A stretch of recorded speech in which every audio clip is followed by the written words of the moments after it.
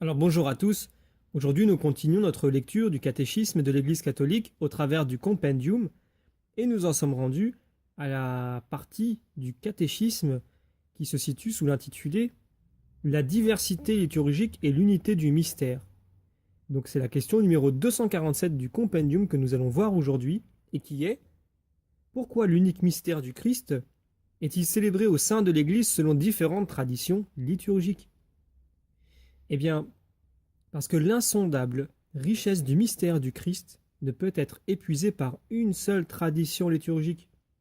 Depuis l'origine, cette richesse a donc trouvé, dans les différents peuples et les différentes cultures, des expressions qui se caractérisent par une variété et une complémentarité admirables.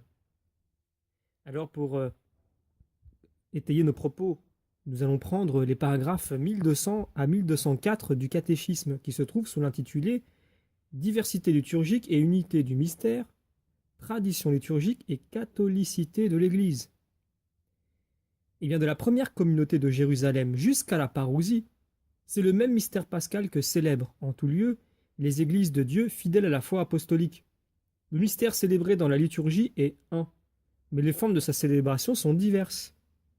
La richesse insondable du mystère du Christ est telle qu'aucune tradition liturgique ne peut en épuiser l'expression. L'histoire de l'éclosion et du développement de ces rites témoigne d'une étonnante complémentarité.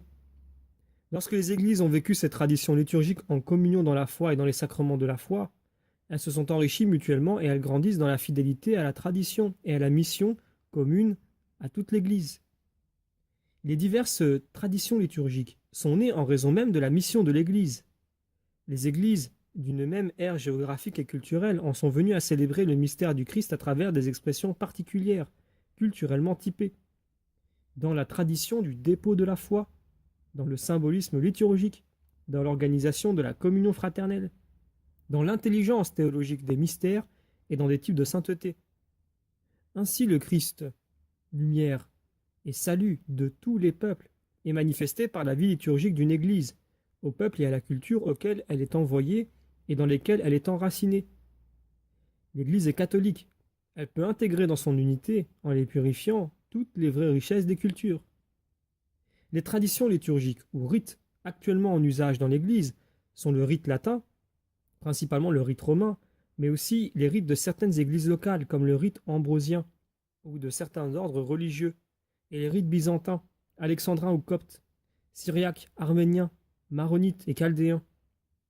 Obéissant fidèlement à la tradition, le Saint Concile déclare que la Sainte Mère, l'Église, considère comme égaux en droit et en dignité tous les rites légitimement reconnus, et qu'elle veut, à l'avenir, les conserver et les favoriser de toute manière. La célébration de la liturgie doit donc correspondre au génie et à la culture des différents peuples. Pour que le mystère du Christ soit porté à la connaissance de toutes les nations pour les amener à l'obéissance de la foi, il doit être annoncé, célébré et vécu dans toutes les cultures, de sorte que celles-ci ne sont pas abolies, mais rachetées et accomplies par lui. C'est avec et par leur culture humaine propre, assumée et transfigurée par le Christ, que la multitude des enfants de Dieu ont accès auprès du Père pour le glorifier en un seul esprit.